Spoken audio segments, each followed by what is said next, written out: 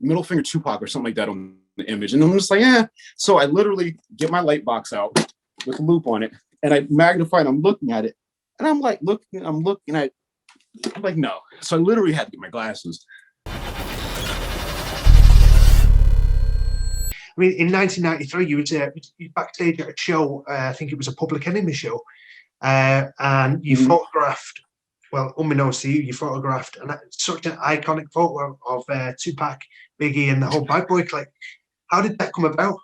Onyx was coming up, and they were obviously super popular. And Slam, the single, was a no-brainer to get into Thrasher magazine. So I reached out to the label. They sent me, the promo tape.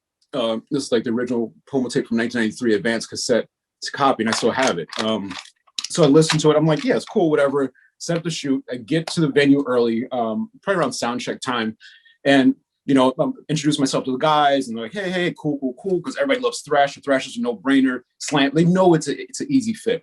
So we leave the dressing room. We go down to the stage. I set up a couple of flashes, in different areas, and like we just shot, wait, reset, shot, wait, reset. Shot. Just was easy. It was an easy flow with the guys because they worked together so well. So once we were done, someone yells, "Yo, come take our picture." And I'm like, okay, sure. Like, because this is 1993. This is my first year into the professional photography where I'm not pissing anybody off. I'm like, so it's a picture. Like, what's the harm in that? I could say, yeah, F you. I don't know who the fuck you are. I said, sure, no problem. Give me a second.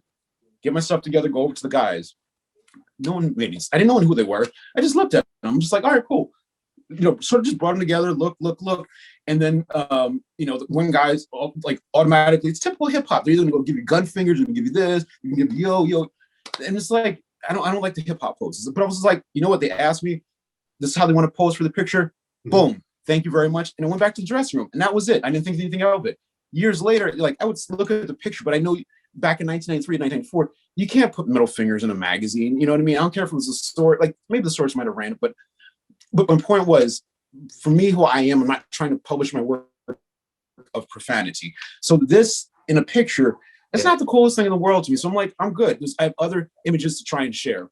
So fast forward, 2012-ish, I think. Yeah, somewhere around 2012, when I'm finally like getting my head around what I have in all these storage bins in my attic. Because it was, I photographed my timeline more or less. It's like 1990. I even have some from 1991, but in terms of hip hop, 1992 to really 1998, those are my end markers. So I looked at the pictures, and for years, everything when I was done with photography and I started the Amateur Skateboard League, I just put all the photography stuff in plastic bins and just left them in the attic because I wanted to start this amateur skateboard program, and I developed that for about 5 years. That turned into an amazing amateur league throughout the Eastern United Skateboarding. It's called the United Skateboarding Association. So I did that from 98 to 2005, and that's another story. Back to my point. So I'll edit this in. So 2012. All right. So 2012, I'm organizing all my negatives. It's like trying to figure out what am I going to do with all this stuff, because I'm learning slowly that there's an interest in, 90s hip hop. I'm like, this is 2012. Who gives a fuck about that? Like, it's not relevant to me. It wasn't relevant.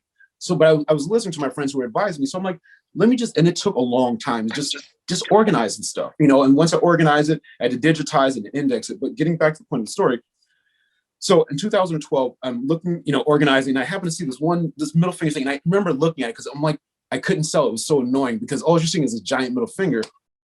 So I get this, look at the slide as I'm organizing this middle finger. I'm like, middle finger. And it just said middle finger Tupac or something like that on the image. And I'm just like, yeah.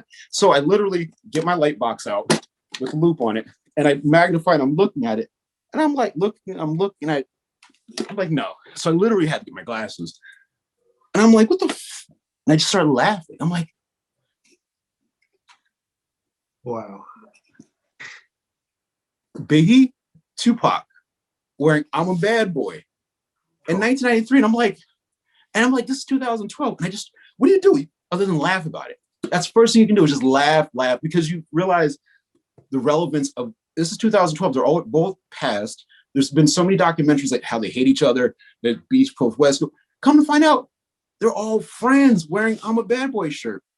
So that's how I just happened to look into the slides. And I still have a lot of material that I still have to scan, like stuff that I've been showing you. Like I did one time over, 2 times over, just oh, I remember this moment, I remember this, I remember, and started scanning stuff. And it took years to organize, digitize everything, and also it properly indexing it, online, so it's searchable easily.